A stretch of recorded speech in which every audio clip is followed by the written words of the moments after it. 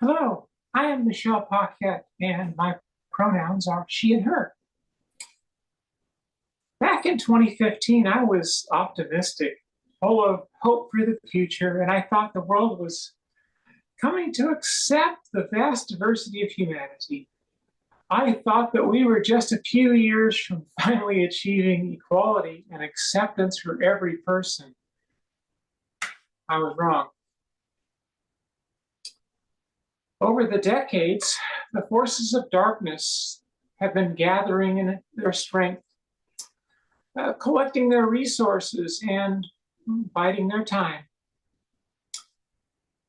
They had been working to erect the proper figureheads, the spokespersons, and the leadership who would project their message out to the world and bring in new followers who would work their will.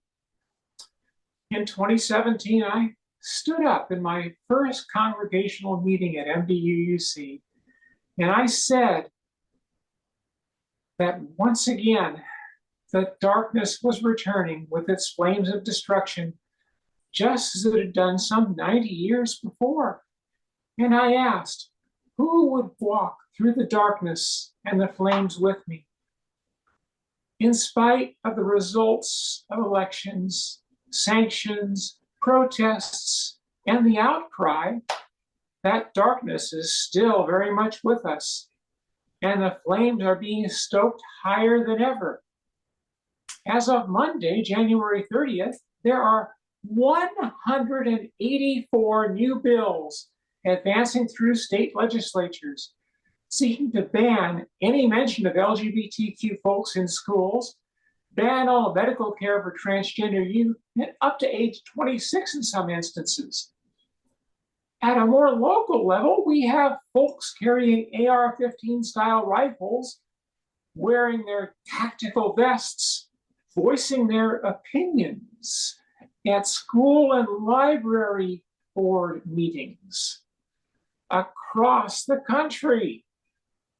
We have heavily armed gangs calling themselves militias and patriots, gathering outside churches, coffee shops, and bookstores to protest the presence of, colorfully costumed entertainers at events promoting diversity. No, things are not getting better. At the federal level, we have a divided government and court appointees who do not look favorably on LGBTQ folks. We have a Supreme Court justice who's expressed a desire to revisit cases that gave LGBTQ folks the ability to be married and some degree of job and housing security. So those gains can be removed. At the state level, we have legislators, governors, and regulatory boards all willing and even eager to roll back rights even farther. Banning access to basic medical care for all trans and non-binary folks in Florida, for example, who rely on Medicaid. 18 states now ban transgender youth from participating in sports. Imagine having to explain to that one 11-year-old child in South Dakota that the legislators in the state capital hate and fear her so much that they wrote a law just to ban her from the school's softball team. We've seen medical and psychological care for trans youth banned in 4 states already by law, and in another 2 states by executive action. Now, federal judges have temporarily stayed these actions in 2 states, and in 2 others, the laws have not yet gone into effect.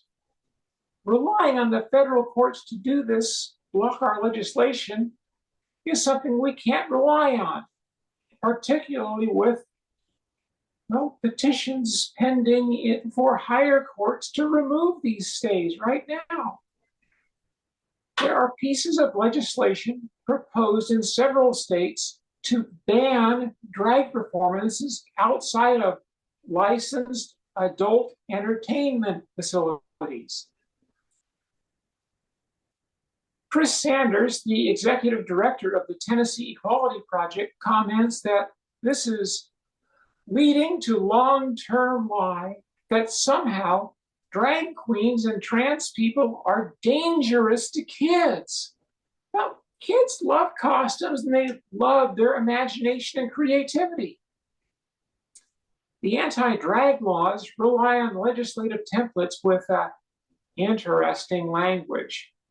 Quoting, exhibiting a gender identity different from your assigned gender at birth. While performing in public or anywhere where kids can see. Though intending to target drag, perhaps, this bill targets transgender people whose dress does not match their assigned gender at birth. And I believe that's deliberate. It specifies the law is only broken if it appeals to the prurient interest, a term which is unconstitutionally vague, which could be targeted at any transgender person telling a joke, singing karaoke, wearing a low-cut top, or even just reading to kids. Come on. No, things are not getting better. Frankly, I'm getting tired of this, and I had hoped I wouldn't have to deal with this anymore. But here I am today talking about this again. I'm just going to have to leave it at that. I have to get some books back to the library. They want them back for tonight's bonfire. So I'm going to just leave you with that now. Thank you, and good afternoon.